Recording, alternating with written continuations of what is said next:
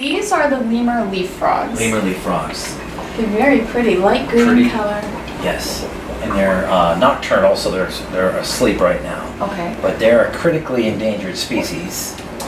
But I want to show you how adorable they are. Oh, they are very cute. Yeah, and they're almost gone from the wild.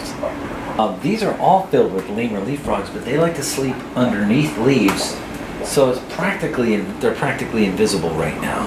Underneath the leaves? Yes. So I usually look for some of the droopiest leaves. See, this is a droopy leaf. Oh, wow. See, there's two underneath that one leaf.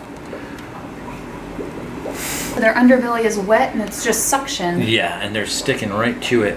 And then they breed in these enclosures. So we have to look under the leaves for eggs. They lay their eggs right on the leaf and they hatch and plop down into the water. They are a pharmaceutical treasure trove, really. There are so many secretions that are being investigated now for relieving pain. We have a frog in the other lab that is more effective than morphine at relieving pain, non-addictive.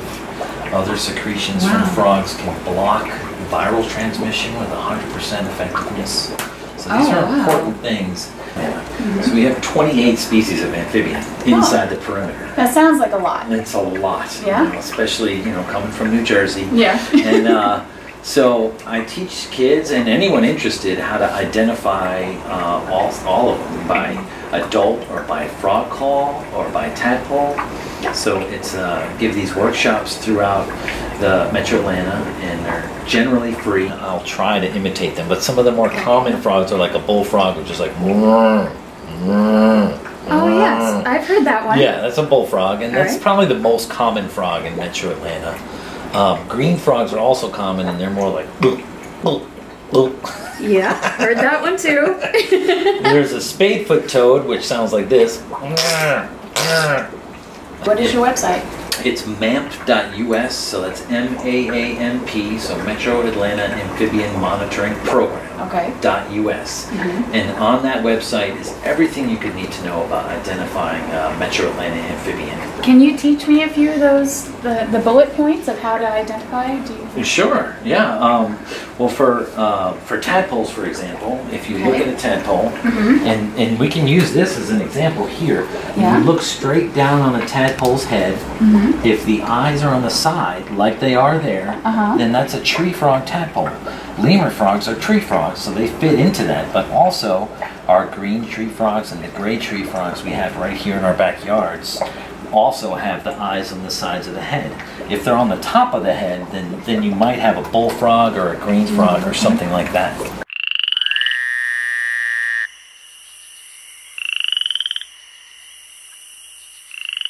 Mark is going to take us through the food section. This is the grocery store for all the frogs, all the bugs that they eat. Everything you want in your house. We have crickets, 2 species of fruit flies, that was sarcasm, and weevils, peanut weevils, bean weevils. Then we have... those are the peanuts up there. Yeah, that species just feasts on peanuts. Yeah. Watch this. Oh, wow. Yeah, there are a lot of roaches in here. So do you have to be a pretty agile frog to catch a roach and eat it? Not these. These are pretty slow. And they're not good climbers, so they're really easy to catch. They're easy to breed. So they're an exceptional food source for some of these endangered frogs and salamanders. Is there different nutritional value to... Yes. So what do they get from a roach?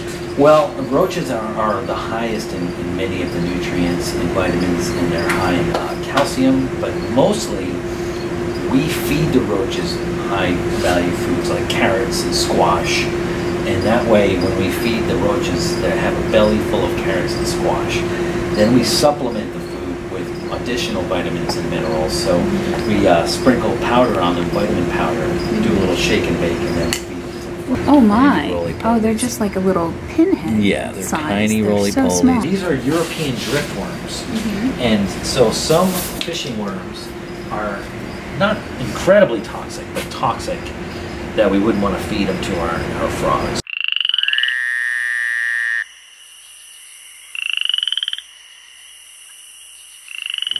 This is marabelle. Now, what type of turtle is this?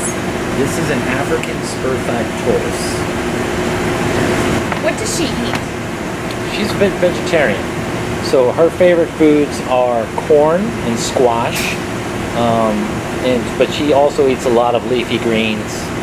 She seems very curious. Yes. I think another star is born. Look, she's not shy. Look at, she's trying to get to that camera. Yeah, she is. Now Mark, what's in here? Here we have a radiated tortoise. It's smaller than Maribel, but we keep it locked up because there's an actual black market value on this species because of their shell. They're very beautiful. There are very few left in the wild, and they're worth thousands of dollars. Really? So on the black market, I mean, are we Black talking market. like 5,000, 10,000? I think closer to 10, I think. I'm not sure. I don't know how you can check prices on the black market, but the... What do they do with the shell? Well, they just make things out of it, so it never ends up good for the tortoise. Okay. But I thought I'd at least pull her out. If you want to hold her, you sure can. Look how beautiful. Oh. There we go. Yep. Oh, wow, she is so pretty. So pretty. Beautiful animal. So beautiful. Considering her? Yep, thank you.